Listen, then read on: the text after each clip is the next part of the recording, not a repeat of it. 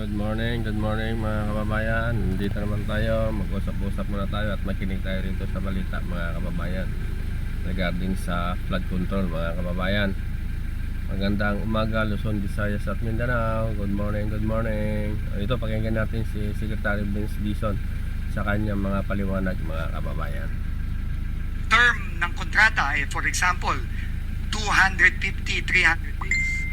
Lumalabas po sa mga papeles, miraculously natapos po puno itong mga proyektong to at nabayaran po itong mga kontraktor dito within months mga kababayan, para malaman naman natin yung iba pang bayan. Sign po ito nitong mga ibang nandito ngayon as completed at nabayaran po itong mga kontratang ito. So clearly po, hindi po ginagamit itong CPES at kung ano-ano pang mga dapat ginagamit ng ahensya para i-monitor ng tama ang implementasyon ng mga proyekto. That is the straight answer po that I can give the Honorable Committee. At nakikita po natin ito hindi lamang sa mga kontrata sa Bulacan, kundi nakikita na rin po natin ito sa ibang kontrata sa iba pang lugar.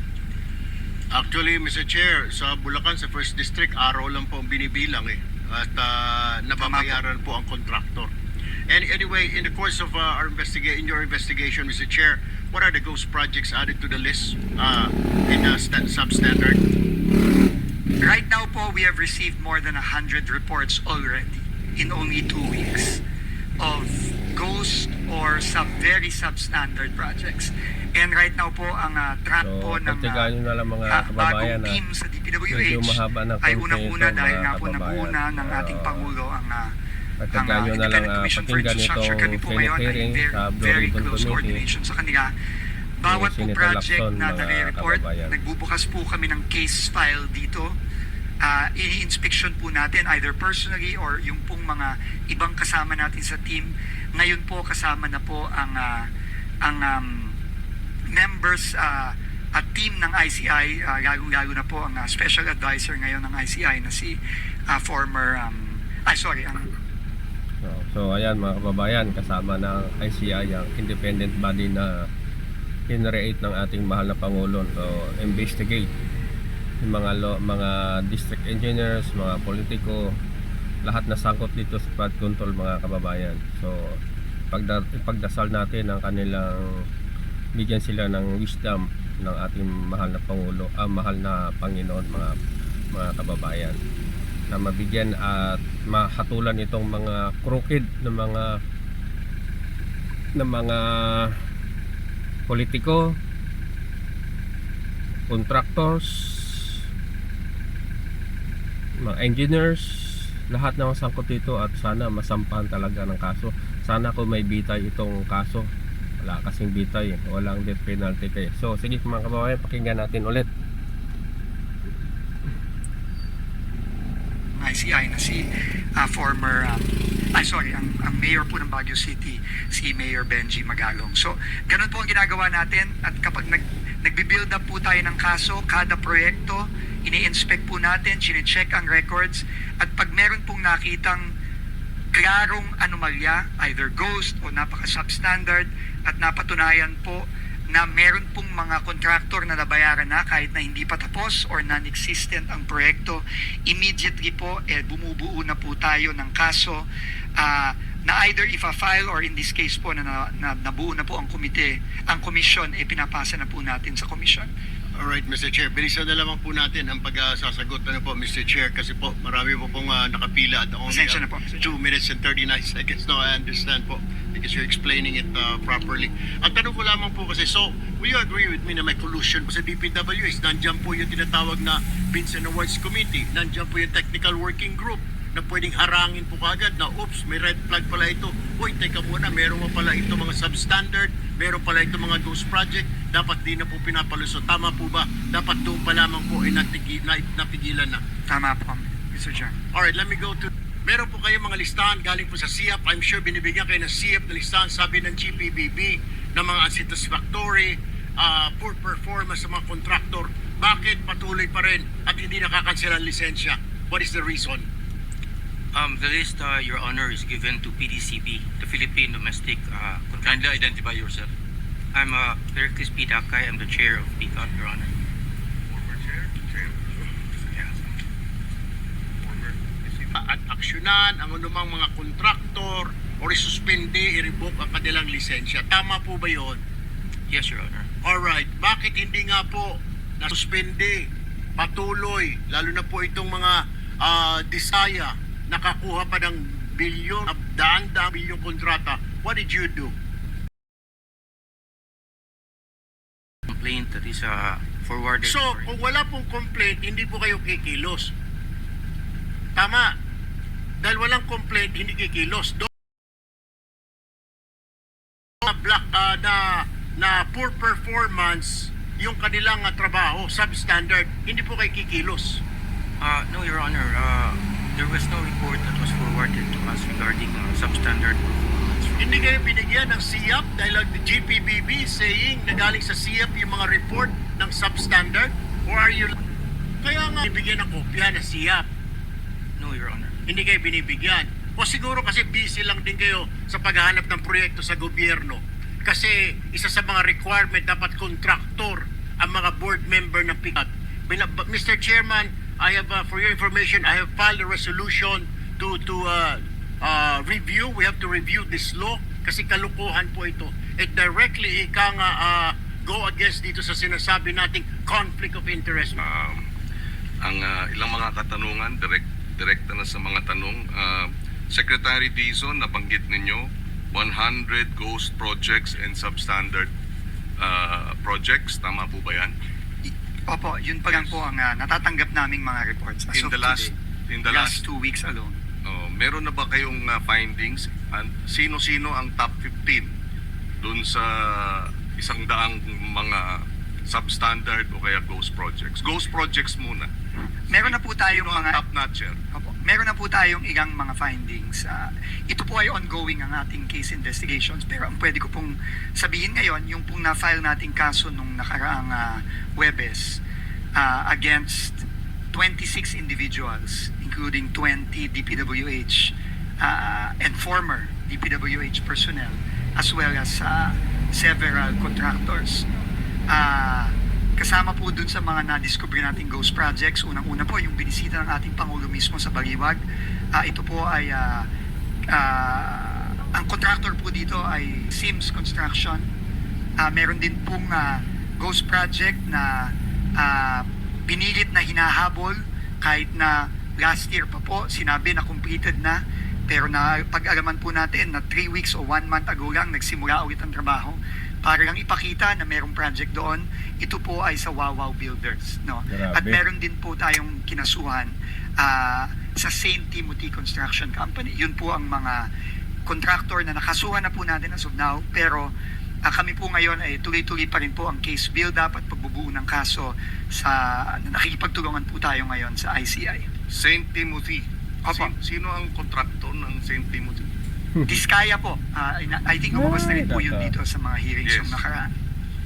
Dahil sa kanilang sumpang salaysay, sabi nila wala silang mga ghost project o wala silang mga substandard. At least yun yung sinasabi sa testimonya. So, mukhang hindi tugma dun sa findings ninyo Opo. at yung sinasabi sa sumpang salaysay ng mga diskaya. Tama po kayo. Okay. Yung sinabi niyong 20 DPWH na mga district engineer, these are 20 district engineers? Hindi po. Mr. Chairman, our first case is only limited to projects in the 1st District of Bulacan.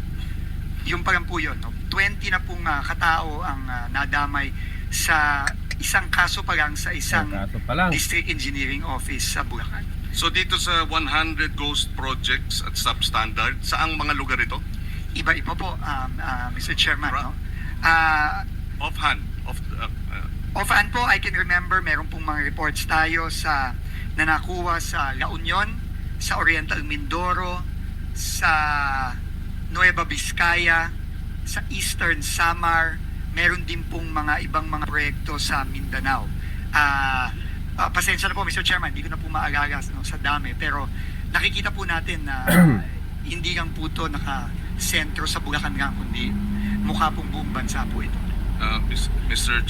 Chairman, may we request that the people, at least a selected number of possible, how do you call it, players in La Union, Oriental Mindoro, and Nueva Vizcaya, whether government or contractors, be invited in the next hearing? Yes, we have to identify them first. Yes, thank you, Mr. Chairman. Secretary Dizon, ang ating pagkaalam, at ito ay nakausap natin si former Secretary Babe Singson, na ang patakaran dati para involved ang LGU at Regional Development Council ay pagka 50 million and below ang proyekto, district engineer. Pero pagka 50 million and above, kasama na ang Regional Development Council sa pagbubusisi sa mga proyekto. Tama po ba yan? Noon ha, dating patakaran. Tama po, no, ika-clarify ko lang po, no. Sa tingin ko po ang tinutukoy niyo po ay yung thresholds of Yes. authority Yes. ng district, region, etc. No? Yes. Nung pong time ni Secretary Babe Singson, ito po ay nasa 50 million pesos. Yes. Meaning po, pagka below 50 million and below, sa district po yan. Above 50 million sa region po yan. Ito po ngayon ay itinaas. At ngayon po ay naka-threshold na po sa 150 million Grabe. sa Pero- district. Pero nung panahon na yun, pagka, 50 lang po. at pag sinabing Regional Development Council, sino ang involved dyan sa pagbubusisi? Well, ang magpapa-bid out at ang mag-i-implement po kapag above 50 million nung panahon po ni Secretary Singson ay regional office na po ng DPWH, hindi na po ang distrito. Pero ngayon po, tumaas na po ang mga thresholds na yun. Yes, pero hindi ba pag regional office, saan ang involvement dati ng mga probinsya, ng mga local governments? Meron ba? Sa aking pagkakaalam po na Mr. Chairman, dati po kailangan po ng acceptance ng local government unit ang mga proyekto. Ito na rin po ay pinoint out ng ating Pangulo nung siya ay bumisita sa Baguio at nakipag-usap po siya kay Mayor Benji Magalong. However po, nagulat na lang po ang Pangulo na tinanggal na po yun. Sino nagtanggal? Inaalam ko pa po kung kaninong termino sa DPWH tinanggal. If you will allow me po, I will get back to the committee on that para po ma-establish natin kung anong date ito tinanggal para malaman po natin kung sino po ang secretary nung panahon na yan. At ano ang pagkakaiba pag regional ang nagpapasya at district engineer ang magpapasya? Which work better? Gusto ho naming magbuo ng isang transparency portal similar po sa ginawa ng ating Pangulo sa isumbong mo sa Pangulo website. Ganon din po kasimple para po maipublish na ho natin unang-una yung mga reported at kung ano po ang mga iba't ibang aksyon na ginagawa ng DPWH ngayon para mapanagot ang dapat managot. So you will have initial list already in a week or two. Opo, Okay, and that will grow as the investigation goes on. opo, padagdag lang po ng padagdag. Ano pong ilalabas natin? Yung ghost at yung standard? Goes. At kasama din po yung mga substandard na nakikita din po natin. Mr. Secretary, when does substandard become criminal? That's a very interesting question, Mr. Chairman. No? Hindi po ako abogado. No? Pero sa pagkakaintindi ko, kapag ang isang proyekto, halimbawa, no, isang classroom, halimbawa, meron naman pong binibigay na pagkakataon ang isang contractor para isaayos Yes. no ang isang proyekto, no. So hindi man po ibig sabihin siguro na lahat ng initially ay substandard criminal agad. Pero pagka po talagang grabe po, no, ang pagkakagawa, halimbawa po dinadaya po ang bakal. At dahil po doon, kagaya po nung nakita natin sa Oriental Mindoro, no, kung saan ang contractor doon po ay St. Timothy Elite at SunWest Corporation. Dahil po sa napaka-substandard na gawa, dahil sa kulang ang bakal, isang ulan lang po, ngayong July, na-wash out na po yung ginawa. May I suggest, Tingin ko po yun, criminal po yun. yes, may I suggest, Secretary? Information about Senator Yes. Bam. From the non-lawyer secretary, nagpalsipay sila sa pag-certify na kompleto pero substandard, pwedeng kasuhan ng malversation Tama po yun. through falsification. Thank you. At yun po ang isa sa mga kaso, Mr. Chairman, na final natin nung nakaraang linggo. Mr. Secretary, may I also suggest no that we be clear kung ano yung standards natin. Tama po. Because we really want to get to the bottom of this, no? Malinaw dapat siya. So in a few weeks, lalabas yung listahan, malalaman natin sino yung ghost, sino yung severely, I'll just use that broadly, severely substandard. Ilalabas po ninyo kung anong lugar, sino yung contractor. Pati rin po yung proponent, ilalabas po ninyo. Pati po yung mga DPWH personnel na involved sa mga proyektong yun, ilalabas po natin. Okay, Chairman, and how? Just a quick suggestion, very quick. With the permission of Senator Yes. Bam, Senator Kiko is Ah, recognized. Secretary, yung mga information na yun, pwede ba ninyo i-upload online?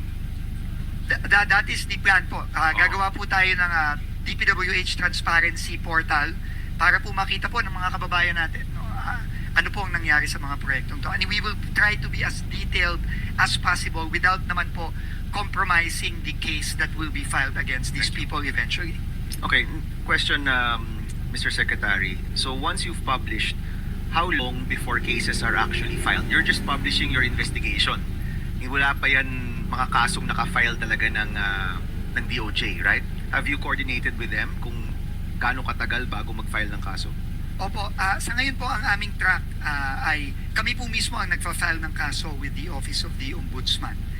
Nag-file na po tayo last week at meron pa po tayong mga ginagawang mga kaso ngayon. Pero ngayon po, medyo mag-iiba po ng konti ang proseso dahil po naitayo na at working na po ang ating ICI. Kaya po ngayon, ang aming pong agreement with the Commission ay yung pong mga makukuha naming mga ebidensya, ito po ay ipapasa po natin sa especially sa ating special advisor at sa Commission po mismo para po sila po ang magfa-file ng mga kaso. Wait, so are you filing the cases or is the ICI filing the cases? From now on po, ang ICI na po ang magfa-file. Because you've already filed before the ICI was constituted. Is that Opo. correct? Tama po.